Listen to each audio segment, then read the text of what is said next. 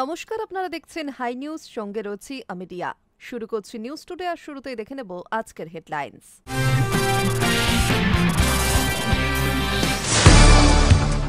বিনামূল্যে শিশুদের দুরারোগ্য ব্যাধির চিকিৎসা, শিশু সাথী প্রকল্পে নতুন বরাদ্দ ঘোষণা মুখ্যমন্ত্রী। জন্মগতভাবে যারা জটিল হৃদরোগে আক্রান্ত তাদের চিকিৎসা মিলবে সম্পূর্ণ বিনামূল্যে।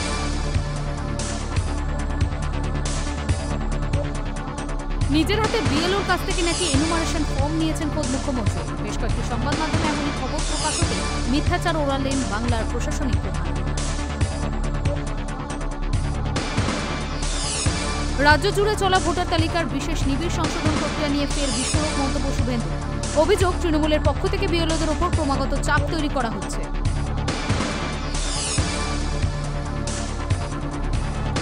পূর্বাঞ্চলের পর রাজগঞ্জ বিডিও অফিসের পিছনে মিলল বহু ভোটার কার্ড। এসআইয়ের আবহে রহস্য তৈরি হয়েছে পড়ে থাকা ভোটার কার্ড নিয়ে।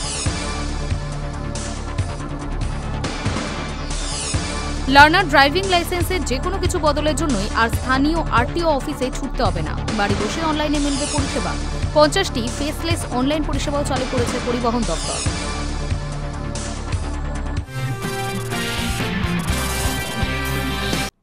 বিনামূল্যে শিশুদের দুরারোগ্য ব্যাধির চিকিৎসা, শিশু সাথী প্রকল্পে নতুন বরাদ্দ ঘোষণা মমতার। জন্মগতভাবে যারা জটিল হৃদরোগে আক্রান্ত তাদের চিকিৎসা মিলবে সম্পূর্ণ নিখরচায়। নানা ধরনের অসুখ নিয়ে প্রতিদিন পৃথিবীর আলো দেখে বহু শিশু। কারো হৃদযন্ত্রের গুরুতর সমস্যা, তো কারো আবার অন্য কিছু। গোড়া থেকেই সেসব অসুখের চিকিৎসা না করলে তাদের ভবিষ্যৎ অনিশ্চয়তার মুখে পড়ে। তাই অভিভাবকরা যত কষ্টই হোক না কেন অর্থ সংগ্রহ করে সদ্যজাতদের জন্মগত রোগের চিকিৎসা করান। তবে বাংলায় ছবিটা অন্য। মমতা বন্দ্যোপাধ্যায় সরকারের সামাজিক প্রকল্প শিশু সাথীর আওতায় শিশুদের বিনামূল্যে চিকিৎসা হয়ে থাকে। এবার সেই তালিকায় জুড়ল শিশুদের দুরারোগ্য কিছু হৃদযন্ত্রের রোগ। এখন থেকে শিশু সাথী প্রকল্পের আওতায় এসব রোগের চিকিৎসা হবে সরকারি খরচে। সেই বাবদ 300 কোটি টাকা নতুন করে বরাদ্দ করা হয়েছে। ক্লেফট লিপ, প্ল্যালেট, ক্লাবফুটের মতো দুরারোগ্য ব্যাধির শিকার হয় সদ্যজাতদের একটা অংশ। এসব রোগের চিকিৎসা ব্যয়বহুল। সরকারি হিসেব অনুযায়ী অন্তত 63,000-এরও বেশি শিশু এসব রোগে ভুগছে। এবার থেকে এসব রোগের চিকিৎসা হবে সরকারি খরচে, অর্থাৎ অভিভাবকদের কোনো চিন্তার কারণ নেই। বিভিন্ন সরকারি হাসপাতালে একেবারে নিখরচায় শিশুদের জটিল হৃদরোগের চিকিৎসা হবে। শিশু সাথী প্রকল্পে এই খরচের জন্য বাড়তি অর্থ বরাদ্দ করা হয়েছে। বৃহস্পতিবার মুখ্যমন্ত্রী সোশ্যাল মিডিয়ায় পোস্ট করে এই সুসংবাদ জানিয়েছেন। Hi news network.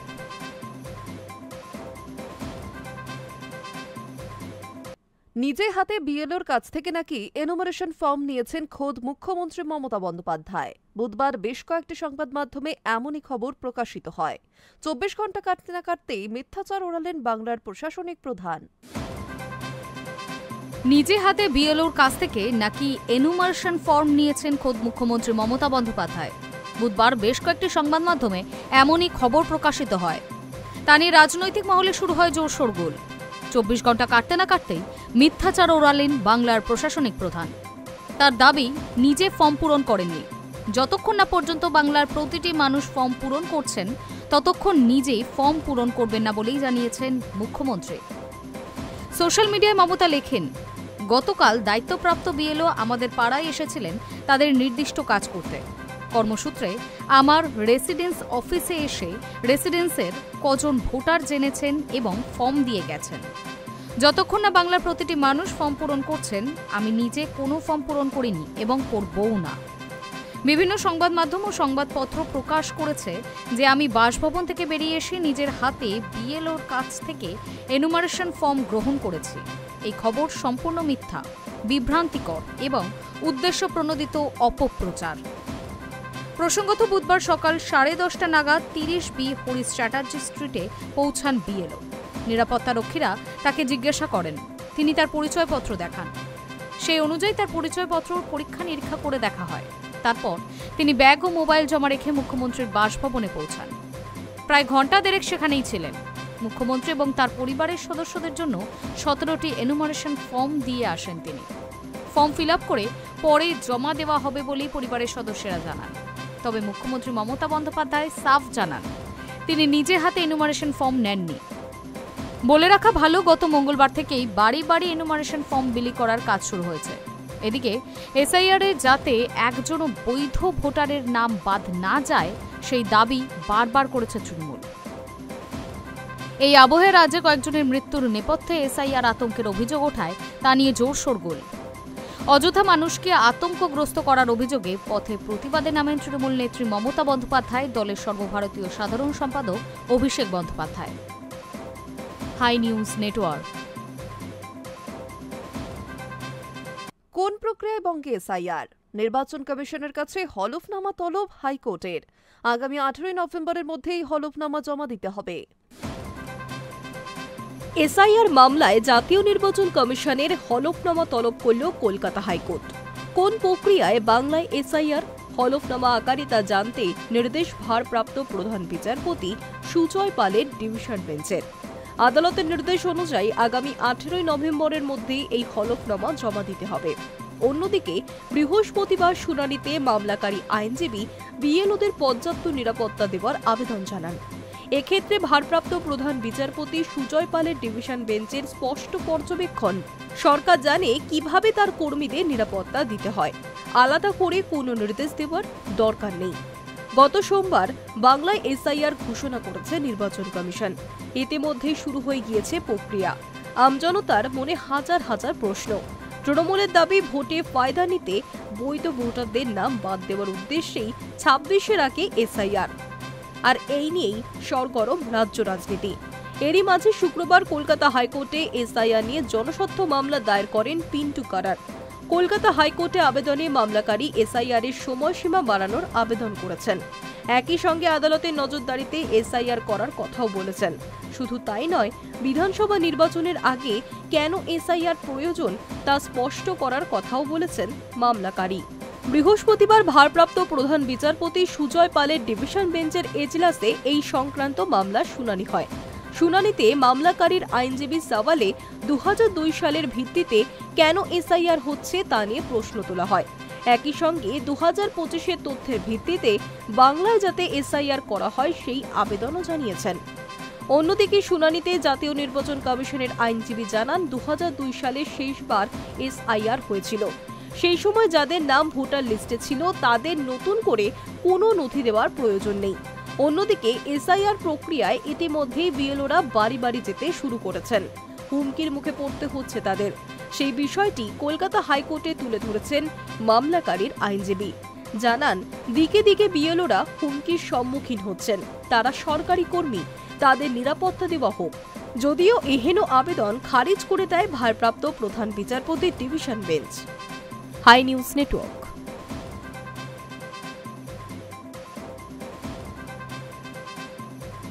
বিজেপি বিএলএকে মারধর করে জুতোর মালা পরানোর অভিযোগ। এসআইআর আবহে কোচবিহারের মাথাভাঙা ছাটখাটের বাড়িতে ব্যাপক উত্তেজনা। এই ঘটনাকে কেন্দ্র করে রাজনৈতিক মহলও বেশ উত্তপ্ত। বিজেপির বিএলএকে মারধর করে জুতোর মালা পরানোর অভিযোগ। এসআইআর আবহে কোচবিহারের মাথাভাঙার ছাটখাটের বাড়িতে ব্যাপক উত্তেজনা। বৃহস্পতিবার সকালে বিজেপির বিএলএ-2 কোচবিহারের মাথাভাঙা ছাটখাটের বাড়ির এলাকায় যান। সেই সময় ওই এলাকায় ছিলেন তৃণমূলের বিএলএ-2। জানা গিয়েছে বিজেপির বিএলএ-2 সেখানে পৌঁছানো মাত্রই উত্তেজনা ছড়ায়। অভিযোগ, তাকে জুতোর মালা পরিয়ে হেনস্থা করা হয়। নিমেষে হেনস্থার সেই ভিডিও সোশ্যাল মিডিয়ায় ভাইরাল। আর তা নিয়ে রাজনৈতিক মহলে চলছে জোর উত্তেজনা। মাথাভাঙার বিজেপি বিধায়ক সুশীল বর্মন জানান, 26-এ মানুষ জেতাবে বিজেপিকে। তৃণমূল হারার ভয় পাচ্ছে, তাই বিজেপির বিএলএ সুকান্ত মজুমদারকে আক্রমণ করা হচ্ছে। বিজেপি নেতা নেতৃত্বের মারধর করছে। তখন আমি রশিদের বাড়িতে ঢুকলাম, ঢুকার পরে কাজ শুরু করে দিলাম। আচ্ছা, 4টা ফর্ম আমরা লিখলাম, ভোটার লিস্ট যেটা পরিচয়পত্র লেখার পরে ফটিক দাস আমাকে আইসা চট্টাপ্পর মারি দিল, কেতা দাস এসে চট্টাপ্পর মারি দিল। খইমালা মেয়ে ছেলে ও জুতের মালাটা আমার গলায় পড়ায় দিয়ে ধাক্কে বাড়িতে বাইর করে দিল। তুমি বাড়িতে বাইরে, ওইখানে তোমার কি আছে? এখন বিএলও কোথায় আছে? ও এখন জানি না কোথায় আছে, আমি তো মার খেয়ে চলে আসলাম। এসআইআর বিজেপি করছে এরকম একটা আতঙ্ক ছড়ানো হচ্ছে, ভয়ের পরিবেশ তৈরির চেষ্টা চলছে। বাংলার মানুষ এর জবাব দেবে। যদিও কোচবিহারের জেলা তৃণমূলের চেয়ারম্যান এই ঘটনার সঙ্গে দলের কোনো সম্পর্ক নেই বলে দাবি করেছেন। তিনি বলেন, গিরীন্দ্রনাথ বর্মন শুনেছি, ঘটনাটি শুনেনি, দলীয়ভাবে খোঁজ খবর নিচ্ছি, প্রশাসনিক ব্যাপার প্রশাসন দেখবে, তবে এখানে দলের কোনো সম্পর্ক নেই। বলে রাখা ভালো, রাজ্য জুড়ে জোর কদমে চলছে এসআইআর এর কাজ। এনুমারেশন ফর্ম ফিল আপের কাজ চলবে আগামী 1 মাস অর্থাৎ 4 ডিসেম্বর পর্যন্ত। এই 1 মাসের মধ্যে ওই ফর্ম পূরণের কাজ হবে। তার ভিত্তিতে খসড়া ভোটার তালিকা প্রকাশিত হবে আগামী 9 ডিসেম্বর। এই তালিকা নিয়ে অভিযোগ থাকলে 9 ডিসেম্বর থেকে 8 জানুয়ারির মধ্যে জানাতে হবে। পরবর্তী পর্যায়ে 9 ডিসেম্বর থেকে 31 জানুয়ারি পর্যন্ত চলবে অভিযোগ শোনা এবং খতিয়ে দেখার কাজ। চূড়ান্ত তালিকা প্রকাশিত হবে 2026 সালের 7 ফেব্রুয়ারি, আর তারপরই রাজ্যে বিধানসভা ভোটের নির্ঘণ্ট ঘোষণা হয়ে যাবে। Hi news network.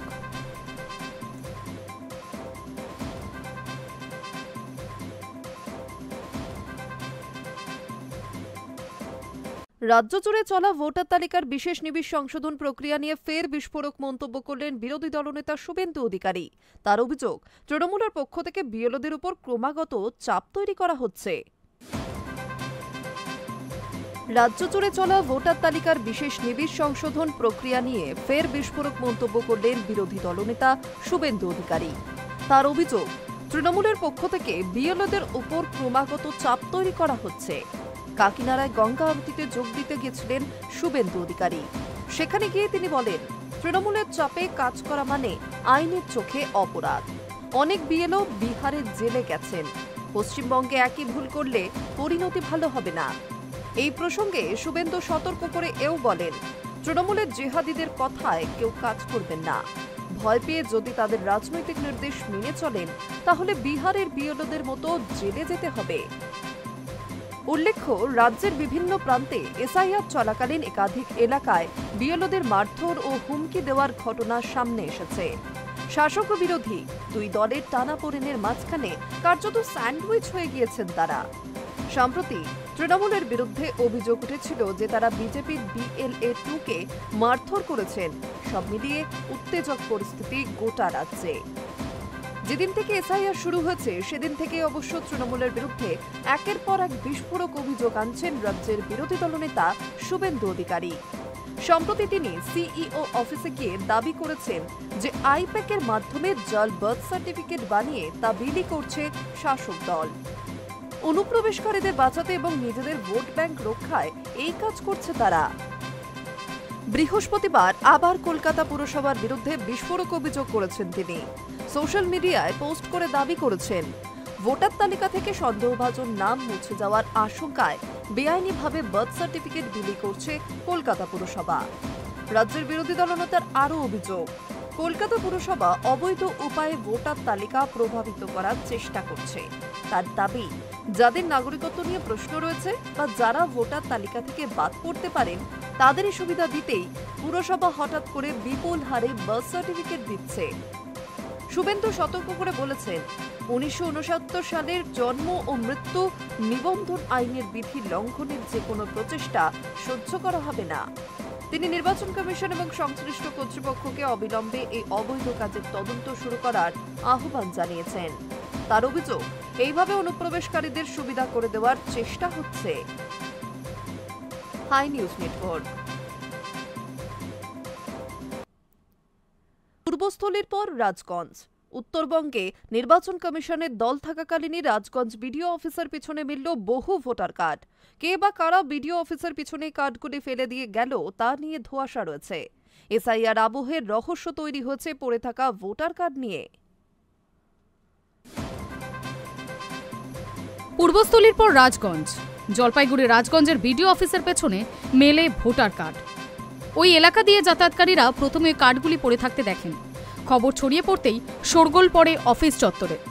বিডিও অফিসের সাফাই কর্মীরা জানিয়েছেন তারা এই বিষয়ে কিছুই জানেন না। রাজগঞ্জ বিডিও অফিসের বড়বাবু সঞ্জীব রায় বলেন, আমি বিষয়টি দেখিনি বলতে পারবো না।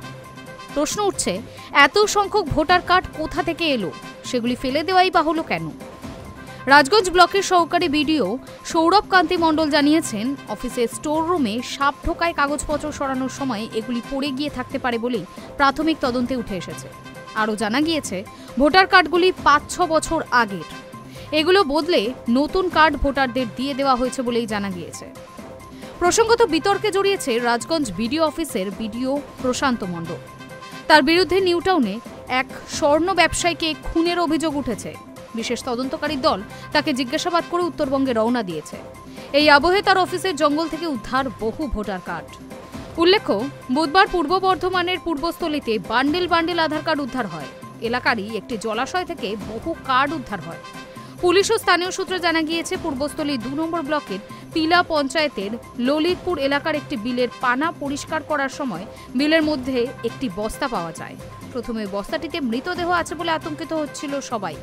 সেই বস্তা খুলতেই দেখা যায় বান্ডিল বান্ডিল আধার কার্ড। খবর দেওয়া হয় পূর্বস্থলী থানায়। বেলা 12টা নাগাদ ঘটনাস্থলে পৌঁছায় পুলিশ। ওসব কার্ড উদ্ধার করে নিয়ে গিয়েছে পুলিশ। প্রাথমিকভাবে জানা গিয়েছে, উদ্ধার হওয়া ওসব আধার কার্ডের বেশিরভাগই হামিদপুর তিলা এলাকার মানুষজনদের। Hi news Network.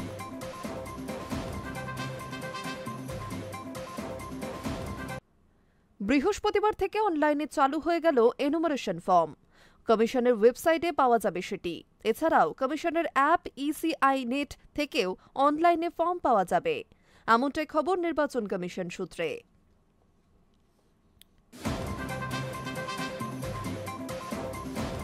বৃহস্পতিবার থেকে অনলাইনে চালু হয়ে গেল এনুমারেশন ফর্ম।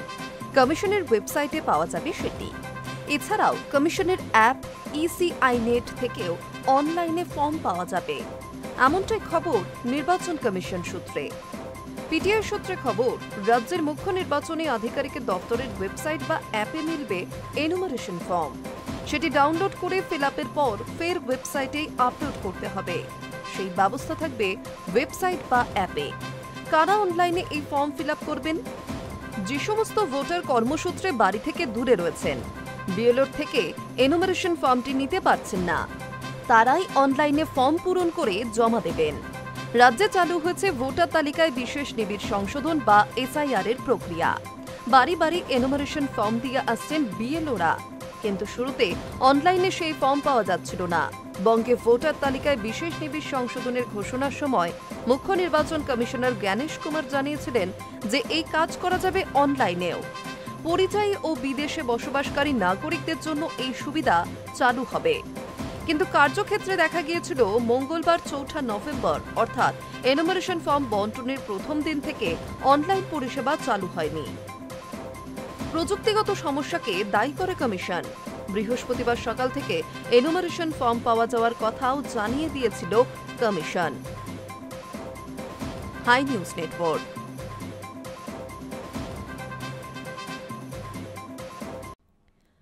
লার্নার ড্রাইভিং লাইসেন্সের ঠিকানা বদল, পারমিট সংক্রান্ত বিষয় কন্ডাক্টর লাইসেন্সের আবেদন। কোনো কিছুর জন্যই আর স্থানীয় আরটিও অফিস বা পরিবহন দফতরে ছুটতে হবে না আমজনতাকে।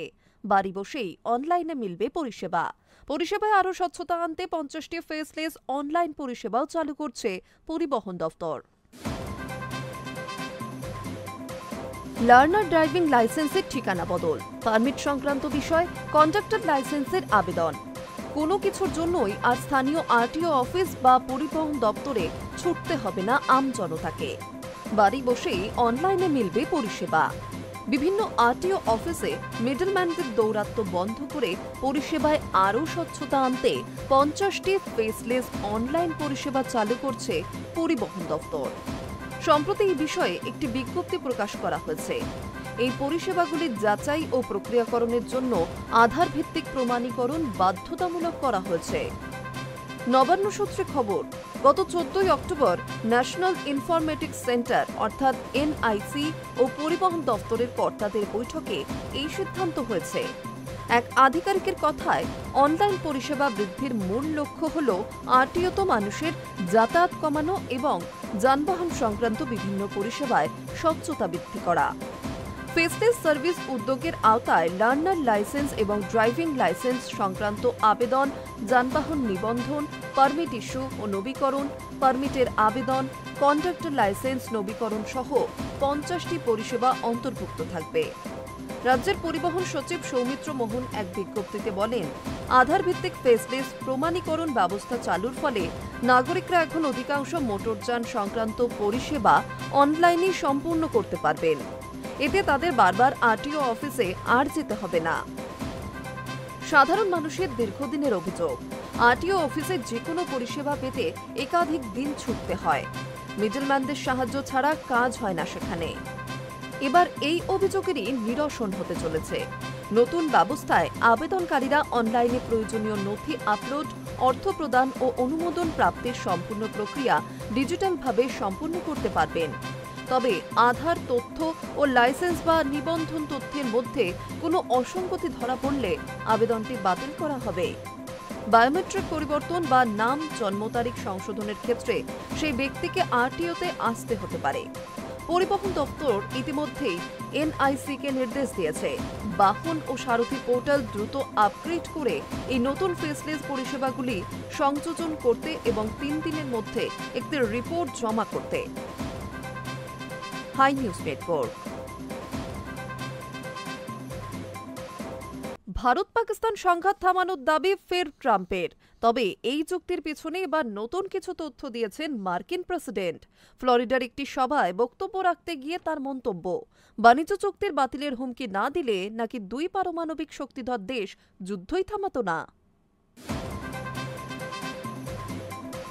এক কথায় রেকর্ড যেন আটকে গেছে মার্কিন প্রেসিডেন্ট ডোনাল্ড ট্রাম্পের। আবারও তিনি ভারত পাকিস্তান সংঘাত আটকানোর দাবি করেছেন। তবে এবার দিয়েছেন কিছু নতুন তথ্য। কি বলেছেন তিনি? ট্রাম্পের আরও দাবি, তার হস্তক্ষেপেই ভারত ও পাকিস্তানের মধ্যে যুদ্ধবিরতি সম্ভব হয়েছে।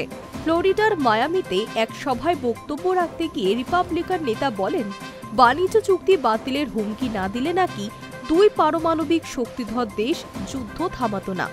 মার্কিন প্রেসিডেন্টের কথায়, আমি তখন ভারত ও পাকিস্তান 2 দেশের মধ্যেই বাণিজ্য চুক্তি নিয়ে আলোচনা করছিলাম। হঠাৎ জানতে পারলাম তারা যুদ্ধ করতে চলেছে। আমি বললাম, তোমরা যদি যুদ্ধ চালিয়ে যাও তাহলে কোনো চুক্তি সম্ভব নয়, আমি বাণিজ্য করব না। তার দাবি, এই বক্তব্যে হতবাক হয়ে যায় দিল্লি ও ইসলামাবাদ 2 পক্ষই। ট্রাম্প জানান, 9 মাসের মধ্যে তিনি নাকি 8টি যুদ্ধ বন্ধ করেছেন। তিনি বলেন, 9 মে আমি ওদের ফোনে বলেছিলাম শান্তি চুক্তি না করলে কিচ্ছু হবে না। 10 মে সকালে ফোনে ওরা জানালো সংঘাত বন্ধ হয়েছে। ভারতের বিরুদ্ধে আগেই একাধিক বাণিজ্যিক নিষেধাজ্ঞা আরোপ করেছিলেন মার্কিন প্রেসিডেন্ট। প্রথমে 25% শুল্ক চাপিয়ে বলেন, ভারত মার্কিন পণ্যের উপর সবচেয়ে বেশি শুল্ক নেয়। পরে রাশিয়া থেকে তেল আমদানি ও ব্রিক্স জোটে সক্রিয় ভূমিকার জন্য আরও 25% শুল্ক আরোপ করা হয়। ফলে মোট শুল্ক দাঁড়ায় 50%। পাকিস্তানের ক্ষেত্রে শুল্কের হার 19% নির্ধারিত হয়। ভারতের তরফে শুরু থেকেই ট্রাম্পের দাবি একেবারেই অনস্বীকার করা হয়েছে। এবছরের শুরুতে কানাডায় অনুষ্ঠিত G7 সম্মেলনে প্রধানমন্ত্রী নরেন্দ্র মোদী স্পষ্টভাবে জানিয়ে দিয়েছেন, ট্রাম্পের হস্তক্ষেপ বা মধ্যস্থতার প্রশ্নই ওঠে না। ভারতের বিদেশ সচিব বিক্রম মিশ্রির বক্তব্যে বলা হয়, ওই সময় মার্কিন যুক্তরাষ্ট্রের সঙ্গে কোনো বাণিজ্য আলোচনার মধ্যেই ভারত ছিল না এবং ভারত পাকিস্তান যুদ্ধবিরতি নিয়ে মার্কিন প্রেসিডেন্টের কোনো ভূমিকাও ছিল না। Hi news network.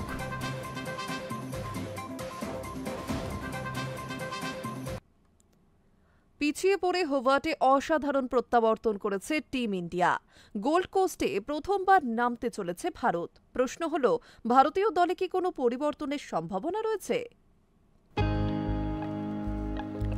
এই মুহূর্তে টি-20 সিরিজের ফলাফল 1-1। পিছিয়ে পড়ে হোবার্টে অসাধারণ প্রত্যাবর্তন করেছেন সূর্যকুমাররা। আত্মবিশ্বাসে ভরপুর হয়েই গোল্ড কাস্টে প্রথমবার নামতে চলেছে ভারত। চতুর্থ ম্যাচে 2 দলের সামনেই সিরিজ জয়ের হাতছানি। প্রশ্ন হলো, ভারতীয় দলে কি কোনো পরিবর্তনের সম্ভাবনা রয়েছে? আর এই ম্যাচে কি বিঘ্ন ঘটাতে পারে বৃষ্টি? গত সপ্তাহে কুইন্সল্যান্ডে বজ্রপাত সহ তুমুল বৃষ্টিপাত হয়েছে। তবে আবহাওয়ার যে পূর্বাভাস, তাতে ম্যাচের সময় কুইন্সল্যান্ডে বৃষ্টির সম্ভাবনা মাত্র 2%। সুতরাং চতুর্থ টি-20 বৃষ্টিতে ভেস্তে যাবে না, এই কথা ধরে নেওয়াই যায়। ঘটনাচক্রে এই মাঠে প্রথমবার নামতে চলেছে ভারতীয় দল। তাই নতুন মাঠের সঙ্গে খাপ খাইয়ে নেওয়ারও চ্যালেঞ্জ থাকবে টিম ইন্ডিয়ার সামনে। চতুর্থ টি-20-র আগে দুই দলেরই বেশ কিছু পরিবর্তন হয়েছে। সামনে অ্যাসেজ, সেই কথা মাথায় রেখে ট্রাভিস হেডকে বিশ্রাম দিয়েছে অস্ট্রেলিয়া। অন্যদিকে কুলদীপ যাদবকেও দক্ষিণ আফ্রিকার বিরুদ্ধে টেস্ট সিরিজের কথা ভেবে ছেড়ে দেওয়া হয়েছে। প্রোটিয়াদের বিরুদ্ধে নামার আগে ভারতীয় এ দলের হয়ে খেলবেন এই চায়নাম্যান বোলার। তবে চতুর্থ ম্যাচে ভারতীয় দলের প্রথম একাদশ কি হবে সেই ইঙ্গিত পাওয়া কঠিন। তবে জানা গিয়েছে অপরিবর্তিত থাকবে ভারতীয় দল। আগের ম্যাচগুলির ওপেনে নামবেন অভিষেক শর্মা ও শুভমান গিল। প্রথম 3 ম্যাচে একেবারেই ছন্দে দেখা যায়নি গিলকে, যা চিন্তায় রেখেছে ভারতীয় দলকে। গোল্ড কাস্টে ফর্মে ফিরতে চাইবেন তিনি। এরপর যথাক্রমে রয়েছে তিলক ভার্মা, সূর্যকুমার, জিতেশ শর্মা, শিবম দুবে, অক্ষর পটেল, ওয়াশিংটন সুন্দর, যশপ্রীত বুমরা, অর্শদীপ সিং, বরুণ চক্রবর্তী।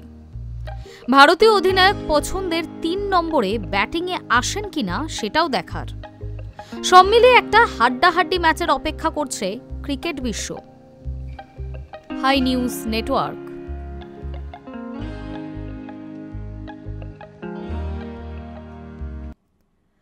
নিউজ টুডে এখন এই পর্যন্তই। আরও অন্যান্য খবরের জন্য নজর রাখুন হাই নিউজে।